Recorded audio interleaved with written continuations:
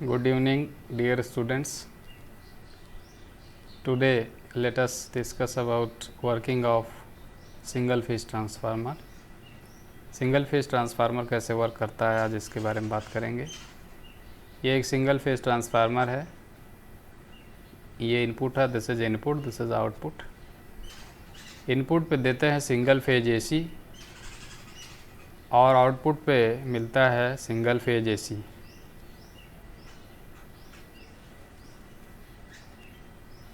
Either we step up voltage और we step down voltage. यहाँ पे इंटरेस्टिंग ये है कि प्राइमरी वाइंडिंग जहाँ हम इनपुट देते हैं और सेकेंडरी वाइंडिंग जहाँ हम आउटपुट लेते हैं, दोनों का आपस में इलेक्ट्रिकल कनेक्शन नहीं होता है। फिर भी इलेक्ट्रिकल पावर यहाँ से इस वाइंडिंग में कैसे आ जाती है, ये आज डिस्कस करेंगे। How electrical power which is being fade from the primary winding, electrical power we are feeding in the primary winding, how it comes, how it is being transferred into secondary windings. So today we will discuss working of single phase transformer. इसमें देखिए input के लिए दो terminal हैं, output के लिए दो terminal हैं। यहाँ पे fix input fix output, but इस ट्रांसफार्मर में देखिए, सी इन दिस इमेज, इनपुट देखिए यहाँ है, आउटपुट पे तीन टर्मिनल हैं। देखिए 1 2 3। यहाँ पे क्या है, आउटपुट आप ले सकते हैं अलग अलग। Input is same but you can take different output. इस तरह के ट्रांसफार्मर कैसे बनाए जाते हैं, देखिए ये इसमें सेकेंडरी वाइंडिंग में क्या करते हैं कि यहाँ पे थोड़ा सा इंसुलेशन हटा करके एक कंडक्टर वहाँ से कनेक्ट कर देते हैं, एक वायर। तो यहाँ पे नंबर ऑफ टर्न्स जितने भी रहेंगे उसके अकॉर्डिंग यहाँ भी आउटपुट अलग मिलेगा। यहाँ जितने नंबर ऑफ टर्न्स होंगे उसके अकॉर्डिंग यहाँ आउटपुट अलग मिलेगा, और इस टर्मिनल और इस टर्मिनल के बीच आउटपुट अलग मिलेगा। तो आप यहाँ तीन आउटपुट ले सकते हैं। One output across this two terminals, one output across this two terminals and one output across this terminal, 1 2 3। You can take three output, one output across 1 and 2, second output across 2 and 3, and third output across 1 and 3, because number of turns across these terminals are different. इसी तरह से ये transformer बनाए जाते हैं। यहाँ tapping बोलते हैं, दिस इज कॉल्ड टैपिंग। यहाँ टैप कर दिया गया है, यहाँ पे टैपिंग बाहर निकाल दी जाती है, तो आप अलग अलग मान के वोल्टेज ले सकते हैं फॉर सेम इनपुट। अब डिस्कस करेंगे वर्किंग, हाउ ट्रांसफार्मर वर्क्स। मैं बता चुका हूँ आपको पहले ही कि सिंगल फेज ट्रांसफार्मर या कोई भी transformer, they work on the principle of electromagnetic induction, Faraday's law of electromagnetic induction. It is energy conversion machine which converts electrical energy into, first it converts into magnetic energy and then again it converts into electrical energy. So this is the process. Working क्या है transformer की, पहले वो electrical energy लेगा input, उसको convert करेगा magnetic energy में, magnetic energy का मतलब फ्लक्स में, and then again it converts that magnetic energy into electrical energy and we take output here. तो इलेक्ट्रिकल इनपुट भी है, इलेक्ट्रिकल आउटपुट भी है, लेकिन बीच में जो एनर्जी है वो है magnetic energy, flux, magnetic flux. तो ये कैसे होता है, it happens through electromagnetic induction. So let us try to understand how transformer converts one voltage level of AC into another voltage level of AC through magnetic energy. That is why this is called electromagnetic energy conversion machine, which takes electrical energy in the form of AC of one voltage level and converts it into electrical energy in the form of AC of another voltage level without changing frequency. Frequency change नहीं होती है, either it increases voltage level or it decreases voltage level or it keeps voltage level constant or same level in case of isolating transformer. कभी कभी transformer को isolating transformer के रूप में use करते हैं। AC DC मिक्स होता है तो आउटपुट पे केवल AC जाता है, DC ब्लॉक कर देता है, ऐसे ट्रांसफार्मर को कहते हैं आइसोलेटिंग ट्रांसफार्मर। उनमें number of turns N1 N2 बराबर होते हैं। तो ये वर्किंग में अब हम डिस्कस करेंगे हाउ ट्रांसफार्मर कन्वर्ट्स और transfers one voltage level into another, कैसे वोल्टेज बढ़ाता है या घटाता है। देखिए हम इनपुट देंगे AC, transformer can not work on DC, it only works on AC because in DC voltage is constant, so current is constant, and if current is constant then mmf is constant, and if mmf is constant then flux is constant, and if flux is constant there is no change in the flux, so there is no induced EMF। ये DC में काम नहीं करता है क्योंकि DC में voltage का मान कांस्टेंट होता है, उससे जो करंट प्रोड्यूस होती है प्राइमरी वाइंडिंग में उसका मान कांस्टेंट होता है, वो करंट कांस्टेंट एमएमएफ पैदा करता है, और वो constant MMF constant flux produce करता है कोर में। वो कांस्टेंट फ्लक्स जो है उसके मान में परिवर्तन नहीं होता है, इसलिए ना तो प्राइमरी वाइंडिंग में इंड्यूस्ड ईएमएफ होता है फैराडे के नियम से, ना ही सेकेंडरी वाइंडिंग में ईएमएफ इंड्यूस होता है, इसलिए आउटपुट पे मिलता है zero voltage. So transformer can not work on DC, it work only on AC voltage. तो ये एसी वोल्टेज दिया गया, मान लीजिए V1 equal to VM1 sine omega t, ये हमने अप्लाई कर दिया इधर। जब इसको अप्लाई कर देंगे इस साइड में तो इस वाइंडिंग को कहा जाएगा प्राइमरी वाइंडिंग। जब तक अप्लाई नहीं किया गया था इसको कुछ नहीं कह सकते हैं वेदर इट इज़ प्राइमरी और it is secondary. So we have connected this voltage AC voltage, now it is primary and it is secondary. Primary voltage क्या दिया हमने, देखिए we have given single phase sinusoidal AC voltage V1 equal to VM1 sine omega t, ये AC voltage दिया। इसका wave diagram देखिए, see this voltage is changing, it is not constant, it's a magnitude is changing every time, not only magnitude, its direction is also changing. मान भी change हो रहा है इसका, और यहाँ इसके बाद दिशा भी चेंज हो गई, यानी पहले ऊपर धन था नीचे ऋण था, तो यहाँ चेंज हो गया, नीचे धन हो गया ऊपर ऋण हो गया, और ये चालू रहेगा। This process continuous, this is a continuous process because this is a continuous curve. ये वोल्टेज दिया। अब इस वाइंडिंग के देखिए गौर से, ये क्या है, this is primary winding, winding है कुंडली क्वाइल, इस पे देखिए, इसको गौर से देखिए, दिस क्वाइल। अभी इस पे ध्यान न दीजिए, forget this coil, just consider this coil. Coil है, कापर की बनी है। अगर इसमें डीसी देते तो इसमें केवल रेजिस्टेंस होता, देयर इज ओनली रेजिस्टेंस, लेकिन एसी देंगे तो रेजिस्टेंस भी होगा, और एसी के मान में परिवर्तन होता है, करंट के मान में परिवर्तन होता है, फ्लक्स के मान में परिवर्तन होता है, तो इसमें इंड्यूस्ड ईएमएफ होता है, तो इसमें पैदा होता है सेल्फ इंडक्टेंस, तो इसमें रिएक्टेंस भी होगा। तो देखिए क्या है, resistance of the primary winding is suppose R1, suppose इस वाइंडिंग का प्रतिरोध है R1 है, इस वाइंडिंग का। कौन सी वाइंडिंग की बात कर रहे हैं, we are talking about this winding, this is primary winding, this winding. इसका प्रतिरोध कितना है, कापर की है, कापर की वाइंडिंग होती है, मान लीजिए R1 है। अगर डीसी देते तो सेल्फ इंडक्टेंस ना होता, क्योंकि डीसी में सेल्फ इंडक्टेंस नहीं होता है। For DC supply there is no self inductance, there is only resistance, but हम यहाँ एसी दे रहे हैं, तो सेल्फ इंडक्टेंस कितना है क्वाइल का, मान लीजिए L1 है, L1 है इसका सेल्फ इंडक्टेंस। तो क्वाइल में सेल्फ इंडक्टेंस होगा तो क्या होगा, रिएक्टेंस भी होगा, reactance of the primary winding, reactance मान लीजिए X1 है, ओम, R1 ओम है। X1 का मान कितना होगा आप कैलकुलेट कर सकते हैं, 2 पाई f L1। f क्या है, सप्लाई जो दी जा रही है उसकी कुछ फ्रिक्वेंसी होगी, frequency of the supply voltage, this is f, यही है f। तो ये है इसका रिएक्टेंस X1, 2 पाई f L1। तो रेजिस्टेंस भी है इसमें क्वाइल में, this coil offers resistance and reactance both. Reactance क्यों है, क्योंकि इसमें इंडक्टेंस है, सेल्फ इंडक्टेंस, एसी दे रहे हैं ना, तो रेजिस्टेंस भी है रिएक्टेंस भी है, तो क्वाइल में होगा इम्पीडेंस, तो उसको कहेंगे impedance of the primary winding. Suppose वो है Z1, उसका मान है मान लीजिए Z1,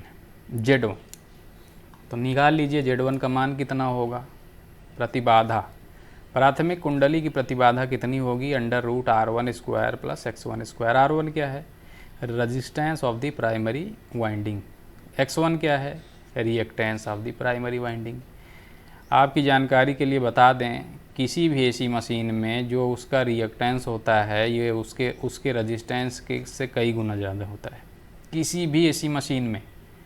synchronous motor, synchronous generator, induction motor, transformer, 3 phase induction motor, single phase induction, any machine, any AC machine, reactance is much much greater than resistance of coil.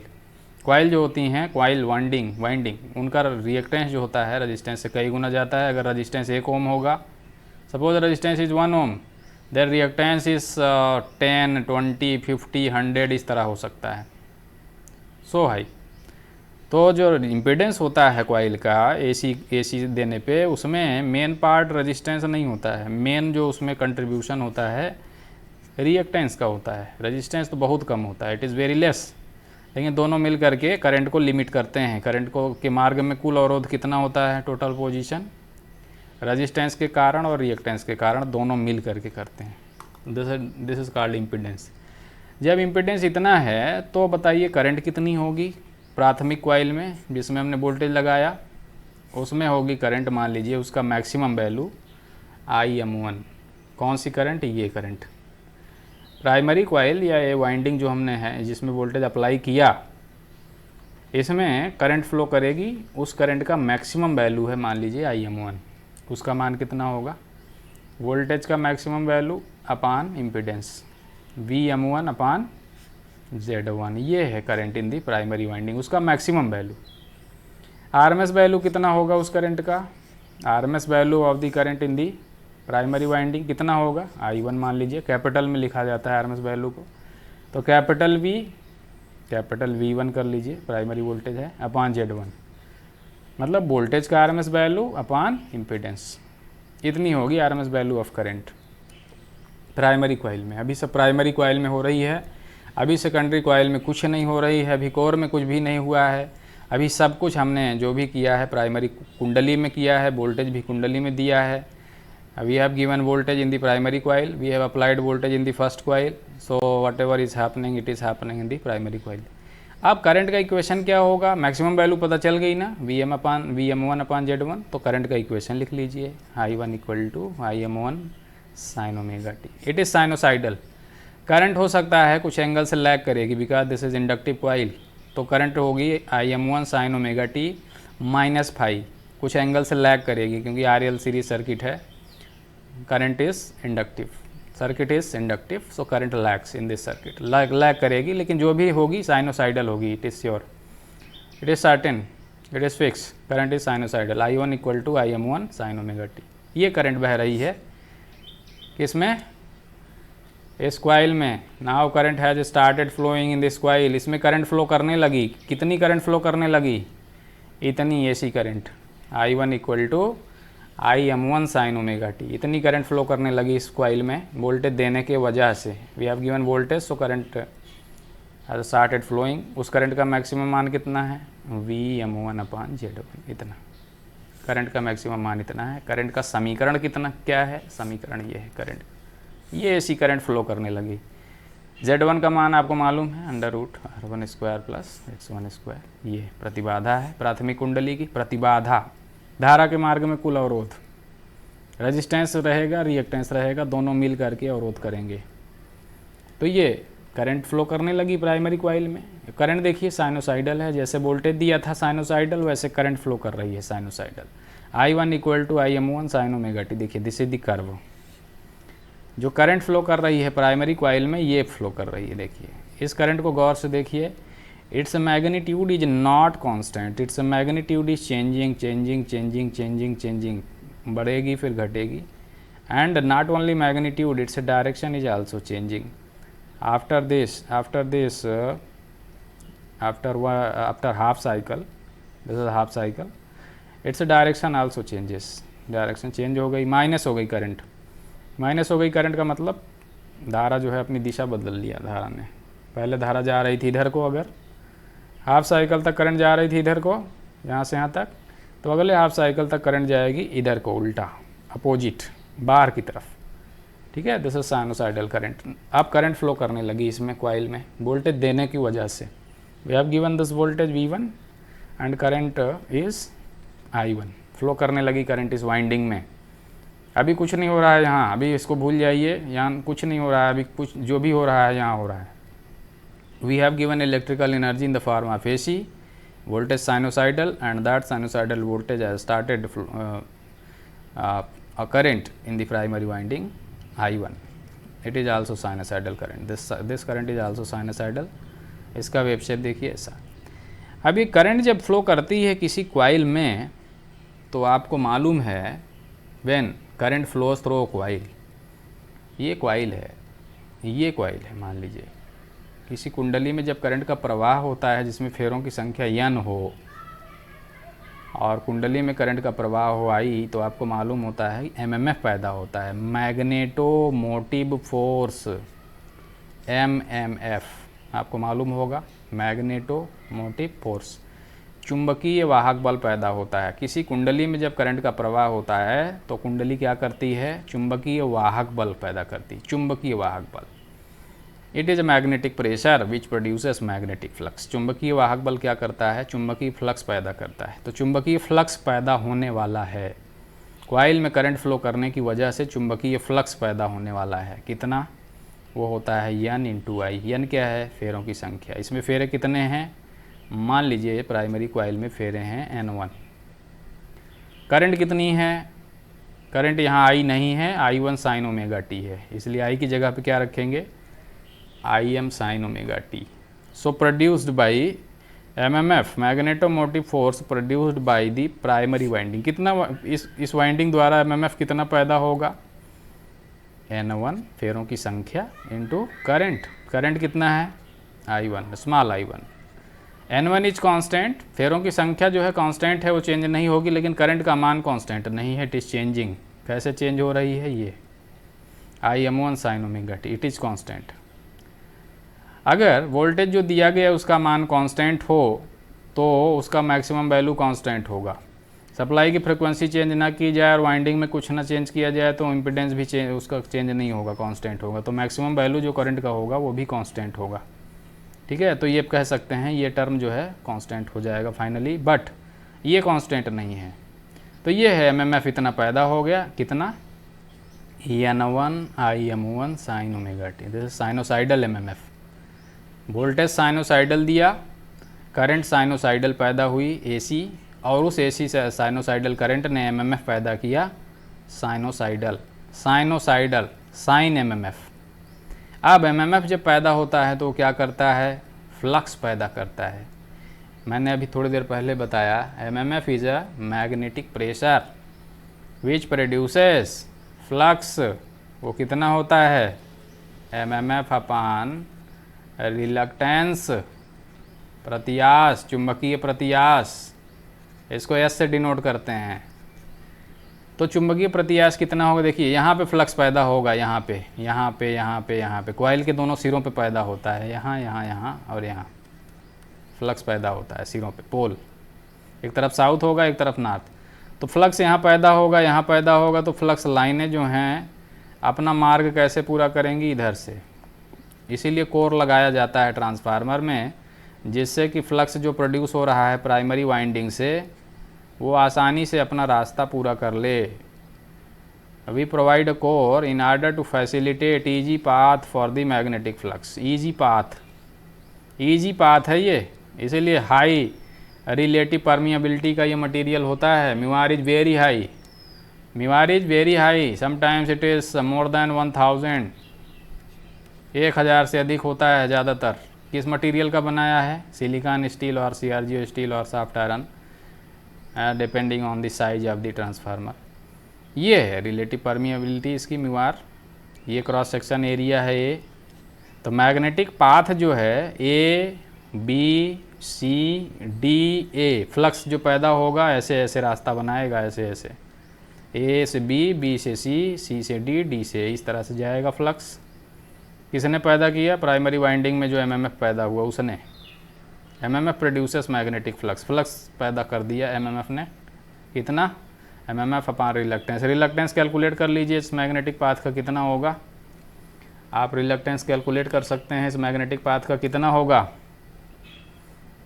Reluctance होगा L upon A mu zero mu r. ये होता है reluctance, प्रत्याश, चुंबकीय प्रत्याश का formula. ये flux के मार्ग में इतना अवरोध होता है, अवरोध। This is the opposition in the path of magnetic flux. L क्या है, length of the magnetic path, length of the magnetic path, A B plus B C plus C D plus D A. ये क्या है, what is this, A B नाप लीजिए, A से B तक लंबाई, plus B C plus C D plus D A. यही है length of the magnetic path. ये है this this this this, l हो गया, ठीक है। This is l, this is l. A, ये क्या है, cross section area of the core और मैग्नेटिक पाथ। तो ए जो है कहाँ है, ये है, ये कोर का क्रॉस सेक्शन एरिया जो है वो आपको नाप लीजिए, ए मिल जाएगा। A is the cross section area. Mu r क्या है, what is mu r, relative permeability of the core material.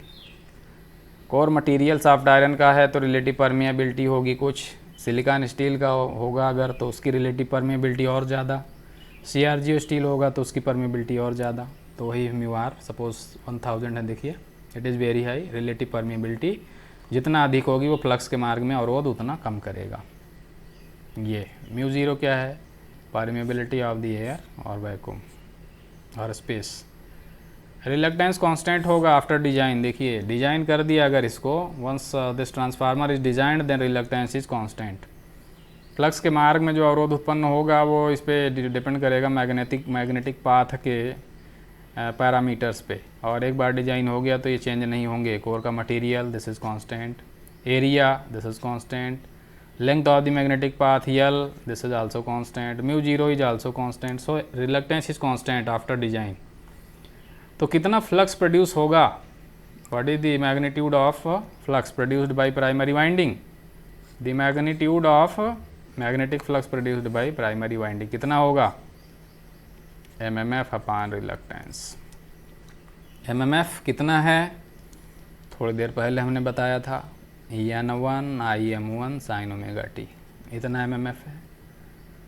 और रिलक्टेंस कितना है, L upon A mu zero mu r. इतना फ्लक्स प्रोड्यूस होगा, ठीक है। और ये कांस्टेंट है, मैंने अभी थोड़ी देर पहले बताया। आफ्टर डिजाइन करने के बाद ये कांस्टेंट हो जाता है। N1 भी कांस्टेंट है, फेरों की संख्या प्राइमरी में वो भी कांस्टेंट है। IM1 भी कांस्टेंट है अगर वोल्टेज हम चेंज नहीं करेंगे तो। ज़्यादातर वोल्टेज हम चेंज नहीं करते हैं ट्रांसफार्मर में, जो वोल्टेज दिया है that is constant. So all these things are constant. If all these things are constant, ये सब कांस्टेंट हैं, तो हम कह सकते हैं this is phi m maximum value of the flux है ये। तो ये फाई फ्लक्स का समीकरण क्या हो जाएगा, ये ध्यान दीजिए। हमने वोल्टेज दिया V equal to v m sine omega t, this is sinusoidal voltage. इसने करंट प्रोड्यूस किया V1 equal to, because primary winding में इसने करंट प्रोड्यूस किया this, it is also sinusoidal. Sinusoidal current ने एमएमएफ पैदा किया primary winding ने। Primary winding में एमएमएफ जो पैदा हुआ उसने क्या किया, फ्लक्स प्रोड्यूस कर दिया प्राइमरी वाइंडिंग ने कोर में फ्लक्स जो पैदा हुआ है ये हो गई मैग्नेटिक एनर्जी में conversion. Electrical energy is now converted into magnetic energy because this flux is magnetic energy. तो इलेक्ट्रिकल एनर्जी का कन्वर्जन मैग्नेटिक एनर्जी में किसने किया, एमएमएफ ने किया। रिमेंबर, इलेक्ट्रिकल एनर्जी का कन्वर्जन मैग्नेटिक एनर्जी में कौन करता है, एमएमएफ करता है। MMF it is a cause, it is a pressure, it is a reason which produces flux. So MMF is responsible for conversion of electrical energy into magnetic energy. Remember this fact.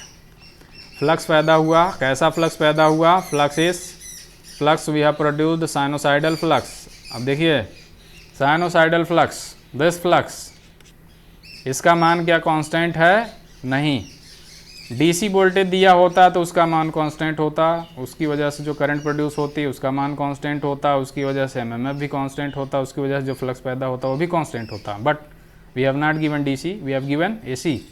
AC देने की वजह से ना voltage constant है, ना उसकी वजह से करंट पैदा हो रही वो कांस्टेंट है, ना एमएमएफ पैदा हुआ जो वो कांस्टेंट है, और ना जो फ्लक्स पैदा हुआ वो कांस्टेंट है। Flux is also changing sinusoidally. See this is the curve for flux. Flux पैदा हुआ कोर में ऐसा, इट इज़ नॉट कांस्टेंट, बढ़ रहा है बढ़ रहा है बढ़ रहा है मैक्सिमम, देन घट रहा है, फिर जीरो, फिर निगेटिव हो रहा है। इसका मतलब क्या है? Flux is changing. Flux change हो रहा है मतलब पॉजिटिव फ्लक्स का मतलब क्या है कि यहाँ पे नॉर्थ है अभी और नीचे नीचे साउथ। मैग्नेटिक फील्ड लाइंस यहाँ से पैदा हो रही हैं और इधर से जा रही हैं, इधर से जा रही हैं, इधर से आ रही हैं, यहाँ से वापस इधर से जाएंगी, इधर से आएंगी, इधर से। कब तक? पॉजिटिव हाफ साइकिल तक। उसके बाद ये अपनी डायरेक्शन चेंज कर रहा है, they are changing their direction. Magnetic lines are changing their direction. तो क्या होगा? फ्लक्स उल्टा हो रहा है, फ्लक्स चेंज हो रहा है प्लस से माइनस। तो यहाँ नॉर्थ की जगह पे क्या हो जाएगा? साउथ। यहाँ साउथ की जगह पे क्या हो जाएगा? नॉर्थ। तो ये लाइनें जो ऊपर से निकल रही हैं वो वहाँ से ना निकलेंगी, फिर नीचे से निकलेंगी, यहाँ से जाएंगी, इधर से जाएंगी, इधर से जाएंगी, फिर इधर से वापस। तो पोल बार बार अपनी पोलरिटी चेंज करेगा, north south north south north south after every half cycle. Not only polarity, its magnitude is also changing. तो फ्लक्स जो पैदा हुआ है कोर में phi, it is not constant, it is changing, this flux is changing. अब यही जो changing flux core में पैदा हुआ है, यही चेंजिंग फ्लक्स ही है वह कारण जिसकी वजह से इसमें ईएमएफ इंड्यूस होगा। इसमें primary winding, this is called primary winding, और इसमें ईएमएफ इंड्यूस होगा, ये क्या है? This is called secondary winding. तो ईएमएफ जो इंड्यूस होगा वो किसकी वजह से होगा? Who is responsible for this EMF? It is the changing flux. ये जो फ्लक्स चेंज हो रहा है कोर में ये फ्लक्स जो है, ये जो पैदा किया प्राइमरी कॉइल ने पैदा किया फ्लक्स, वो जो चेंज हो रहा है, फ्लक्स के मान में चेंज होगा। तो प्राइमरी कॉइल देखिए, इससे लिंक्ड फ्लक्स के मान में चेंज होगा तो इसमें ईएमएफ इंड्यूस होगा। कितना?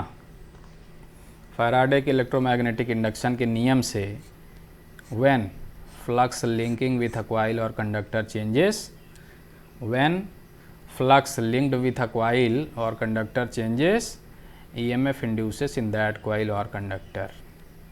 ये है Faraday's first law. When flux linked with the coil और कंडक्टर चेंजेस, कॉइल है, then EMF induces in that coil or conductor। Change क्यों हो रहा है? जब किसी कुंडली अथवा तार से बद्ध चुंबकीय फ्लक्स के मान में परिवर्तन होता है तो उसमें फैराडे के इलेक्ट्रोमैग्नेटिक इंडक्शन के नियम से EMF इंड्यूस हो जाता है। यही फैराडे का प्रथम नियम है।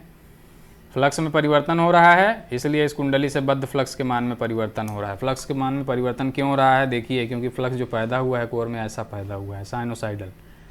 तो फ्लक्स के मान में परिवर्तन होगा तो फैराडे के नियम से EMF इंड्यूस होगा। EMF का मान कितना होगा?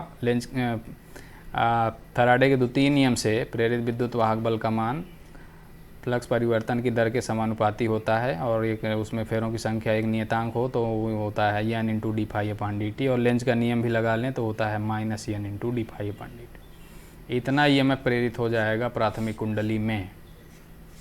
प्राथमिक कुंडली में इतना EMF प्रेरित हो जाएगा फ्लक्स परिवर्तन की वजह से। और ये जो फ्लक्स है इससे भी लिंक हो रहा है, इसीलिए हमने कोर रखा है ताकि यहाँ जो फ्लक्स प्रोड्यूस हो रहा है ज़्यादातर फ्लक्स यहाँ से गुजरे। कुछ फ्लक्स ऐसा भी होता है जो वहाँ नहीं जाता है, वो यहाँ से ऐसे रास्ते से अपना मार्ग पूरा कर लेता है इधर से हवा से। इसको लीकेज फ्लक्स बोलते हैं। हमने बताया था it should be minimum, leakage flux जितना अधिक होगा ये फ्लक्स यूज़फुल नहीं है। This is not useful flux, this is not responsible for EMF in the secondary winding, so this is called leakage flux and it reduces the efficiency. ये minimum होना चाहिए, जितना कम होगा, ये जितना अच्छा क्वालिटी का मटेरियल होगा उतना लीकेज फ्लक्स कम होगा।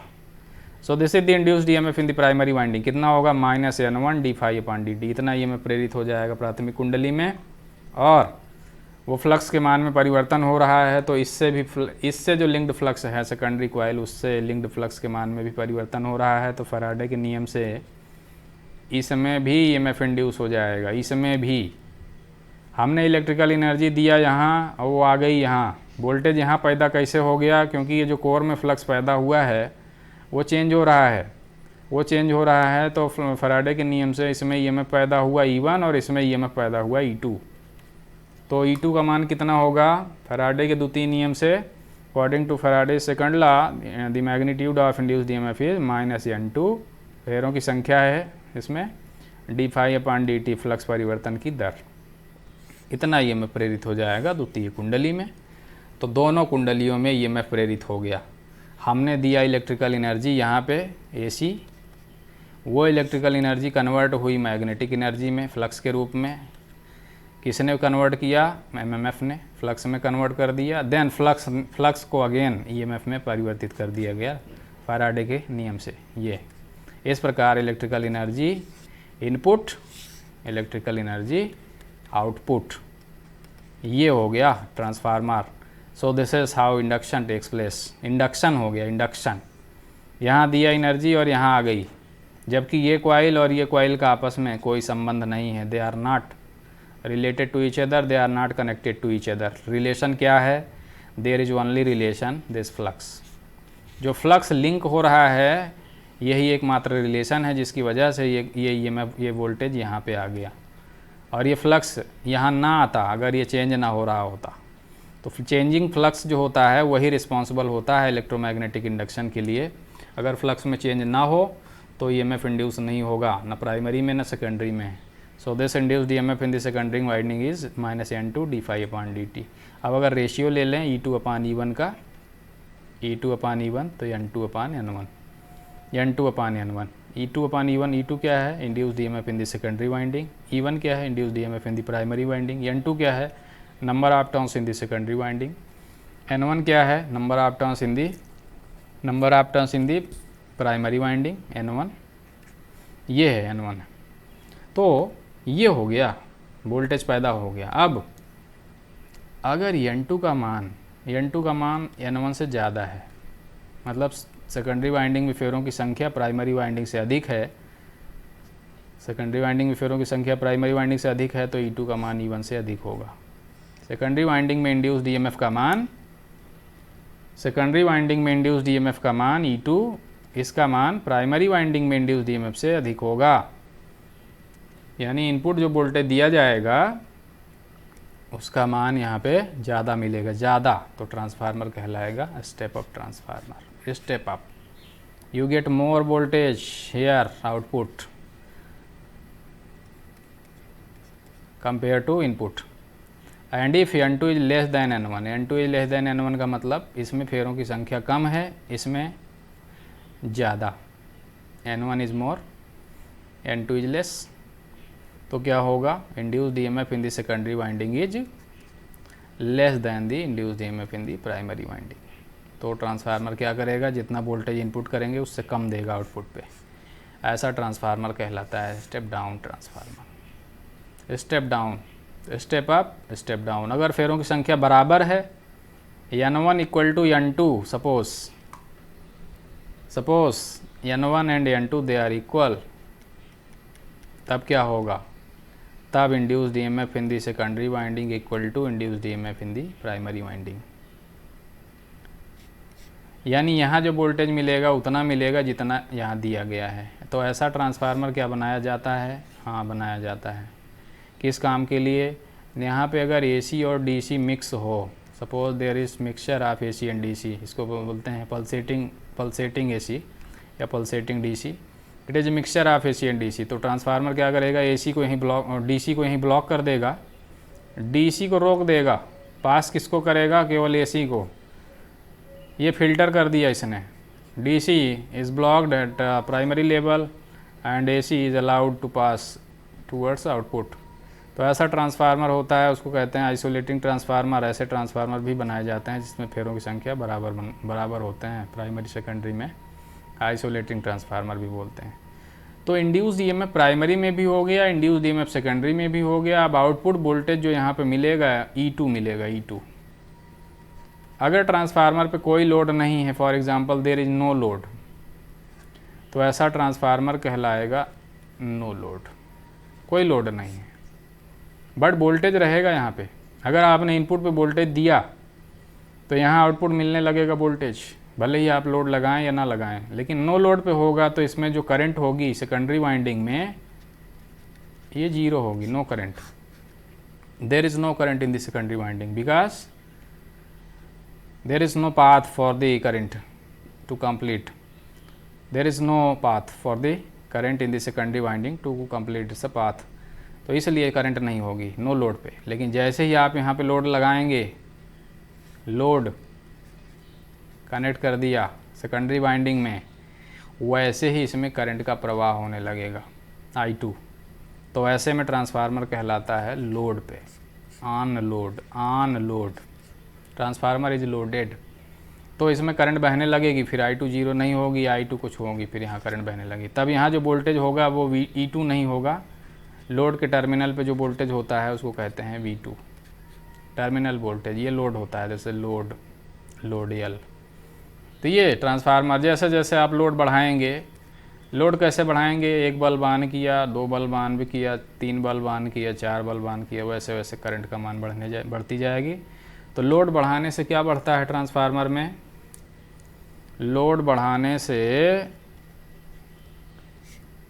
करंट बढ़ता है। ध्यान रखना, किसी भी एसी मशीन में, किसी भी इलेक्ट्रिकल मशीन में, in any electrical machine, generator, motor, transformer, कोई भी मशीन हो, अगर आपने लोड बढ़ाया तो क्या बढ़ेगा, करंट। ध्यान रखना, करंट बढ़ता है लोड बढ़ाने से।